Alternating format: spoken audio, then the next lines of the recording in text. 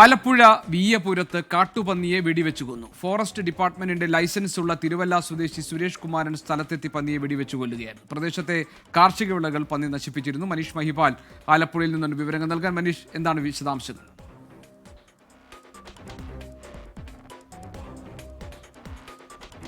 പ്രത്യേകിച്ച് മലയോര മേഖലയോ വനമോ ഇല്ലാത്ത ആലപ്പുഴ ജില്ലയുടെ ഈ കുട്ടനാട്, അപ്പർ കുട്ടനാട് പ്രദേശങ്ങളിലാണ് കഴിഞ്ഞ രണ്ടാഴ്ചയായി അതിരൂക്ഷമായിട്ടുള്ള കാട്ടുപന്നിയുടെ ശല്യം ഉണ്ടായത്. ഇന്നലെ മാന്നാറിൽ സൈക്കിൾ യാത്രികനെ ഈ പന്നി ഇടിച്ചിട്ട് പരിക്കേറ്റിരുന്നു. കഴിഞ്ഞ ദിവസം വെളിയനാട് കൂട്ടത്തോടെ കാട്ടുപന്നിയെ കണ്ടിരുന്നു. ഇന്ന് രാവിലെയാണ് വീയപുരം പഞ്ചായത്ത് 11-ാം വാർഡിലെ ഒരു വയലിൽ കാട്ടുപന്നിയെ ആളുകൾ കണ്ടത്. ആളുകൾ ഓടിക്കൂടിയതോടുകൂടി ഈ കാട്ടുപന്നി വയലിൽ നിന്നും പായിപ്പാട് വള്ളംകളി പവലിന് സമീപത്തുള്ള ഒരു സ്വകാര്യ വ്യക്തിയുടെ ഭൂമിയിലേക്ക് കയറി നിന്നു. പിന്നീട് അവിടെ നിന്നും ഈ പന്നിക്ക് പുറത്തു കടക്കാൻ സാധിച്ചില്ല. മതിൽക്കെട്ടുള്ള ഒരു പ്രദേശമായിരുന്നു.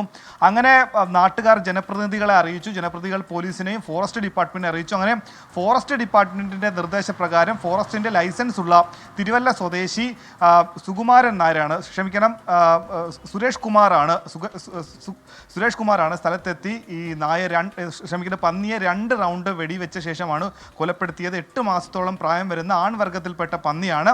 56 കിലോഗ്രാം ഭാരവുമുണ്ട്. പിന്നീട് പഞ്ചായത്ത് മെമ്പറുടെ തന്നെ നേതൃത്വത്തിൽ ഒരു സ്വകാര്യ വ്യക്തിയുടെ ഭൂമിയിൽ പന്നിയെ മറവ് ചെയ്തു. കഴിഞ്ഞ 2 ആഴ്ചയായി ഈ പ്രദേശത്ത്, പ്രത്യേകിച്ചും മാന്നാർ, വെളിയനാട്, കായംകുളം, ഹരിപ്പാട്, വീയപുരം തുടങ്ങിയ സ്ഥലങ്ങളിൽ കൃഷിയുള്ള മേഖലയിൽ, വാഴകൃഷി, നെൽകൃഷിയുള്ള സ്ഥലങ്ങളിൽ വ്യാപകമായി പന്നികൾ എത്തിക്കൊണ്ട് കൃഷി നശിപ്പിക്കുന്ന രീതിയുണ്ട്. അങ്ങനെ പല സ്ഥലങ്ങളിൽ അപകടങ്ങളുണ്ട്. എന്താണെങ്കിലും ഫോറസ്റ്റ് ഡിപ്പാർട്ട്മെന്റിന്റെ അനുമതിയോടുകൂടിയാണ് ഒരു പന്നിയെ വെടിവെച്ച് കൊന്നത്. ശരി, മനീഷ് മഹിപാലാണ് വിവരങ്ങൾ നൽകിയത് ആലപ്പുഴയിൽ നിന്ന്.